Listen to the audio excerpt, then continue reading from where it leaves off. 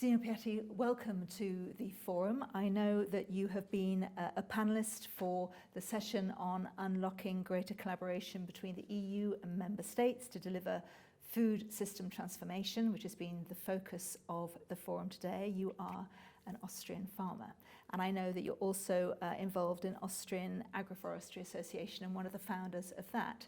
Now, one of your strong messages, which was received loud and clear, including by the guest speaker, Genevieve Pons, was going green doesn't pay. It's quite a depressing message, but it's obviously a reality for you and your member farmers. Yeah, most certainly. The problem is that at the moment society is not willing to give the people who are involved in nature and who are working or willing to work for nature enough money to transform their actions. And this is on both sides. This is on the market. We do not receive enough money on the market, and we do not receive enough money through public payments.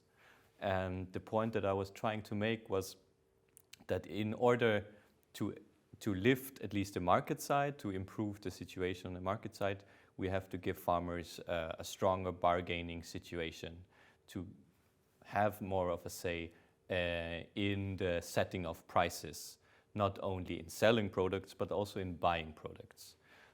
This would increase our, let's say, income from the market, and therefore society could also be more ambitious in increasing environmental standards, because we are already having income through the selling of our output.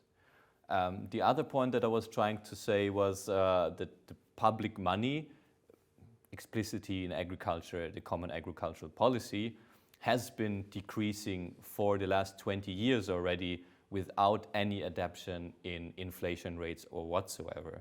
And at the same time, for less money, farmers are required to deliver more and more and more.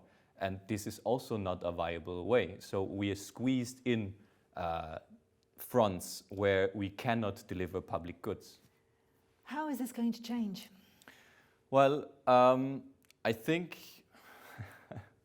that's such a simple question, and yeah, it's so complicated to answer. Yeah. I think what is really important is to change the situation on the market. I think we learned with the history that only public goods paid for by society through the Common Agricultural Policy is not delivering. And we have to acknowledge and we have to agree in society that food prices need to rise. And this is a very, very fragile point, because we know food prices, low food prices, are a guarantee for political stability. And every politician will become unpopular when he or her is rising food prices. It's a very difficult message at the moment when you think of where we are in the world. You know, we still have COVID, we have conflict. We know the link between that instability you talked of and the Arab Spring, for example, in 2009, 2010. Yeah. So we know it could be repeated. So it's a very hard sell, this message, isn't it?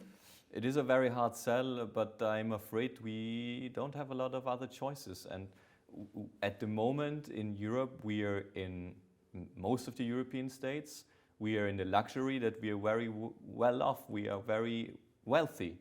And so we could compensate those, of course, with redistribution and welfare measures. Mm-hmm.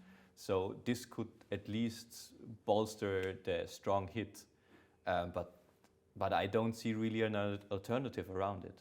And how important is something like the forum here today for the future of agriculture to come together, to share that voice, to listen to others? How important is this a platform for debate and trying to find workable solutions? I think every chance for a farmer, of a person who is working on the ground, the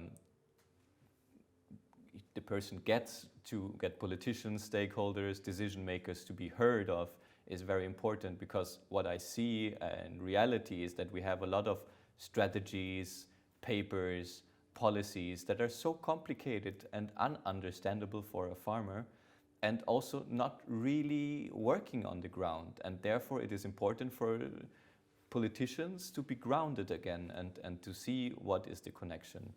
And so would that be your call to action, you know, to ground those politicians, that reality check? Very much so, very much so. And also now, since we are in the situation where the CAP strategic plans are evaluated, for me it was also very important to have a call to the Commission to be very sensitive in their observation letters on market disturbing measures, and that we are still living in a single market, and all these things like redistributive payments, capping, eco schemes, and so on and so forth are going to affect the competitiveness of single farmers, and the observation letters need to take these things into account, because at the moment, as I see the strategic plans, is in Europe we are moving away from harmonization, and we do not have a common agricultural policy anymore.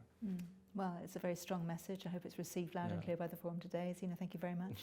Thank you.